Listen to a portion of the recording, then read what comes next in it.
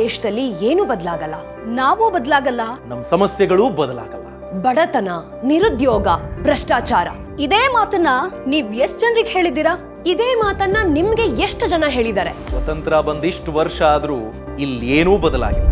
ಸರ್ಕಾರಗಳು ಬದಲಾಯಿತೆ ಹೊರತು ರೈತರ ಹಣೆ ಬರಹ ಬದಲಾಗ್ಲಿಲ್ಲ. ಬೆಳೆದ ಬೆಳೆಗೆ ಬೆಲೆ ಸಿಗ್ತಾ ಇಲ್ಲ.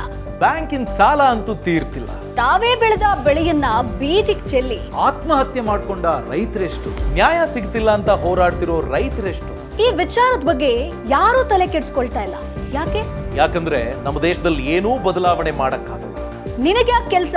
ನೀನು ಅಡುಗೆ ಮಾಡಕ್ಕಷ್ಟೇ ಲಾಯ್ಕು. ಹೀಗೆ ನಿನ್ ಕೈಯಲ್ಲಿ ಏನೂ ಆಗಲ್ಲ ಅಂತ ಎಷ್ಟೋ ಹೆಣ್ಮಕ್ಳ ಕೈ ಕಟ್ ಹಾಕಿದ್ದಾರೆ.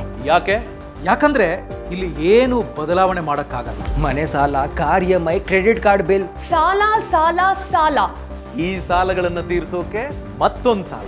ನಮ್ ಕೈಲಿ ನಮ್ಮ ಆರ್ಥಿಕ ಸ್ಥಿತಿ ಬದಲಾವಣೆ ಮಾಡ್ಲಿಕ್ಕಾಗದೇ ಇದ್ರು ದೇಶದ ಆರ್ಥಿಕತೆ ಸರಿಯಿಲ್ಲ ಅಂತ ಸೋಷಿಯಲ್ ಮೀಡಿಯಲ್ ಸ್ಟೇಟಸ್ ಹಾಕೋ ಕೀಬೋರ್ಡ್ ವಾರಿಯರ್ಗಳಷ್ಟೇ.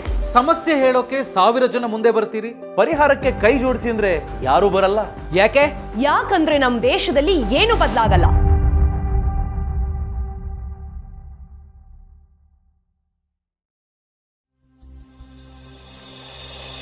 ಹಾಗಿದ್ರೆ ಇಲ್ಲೇನು ಬದಲಾವಣೆ ಮಾಡಕ್ಕಾಗಲ್ವಾ?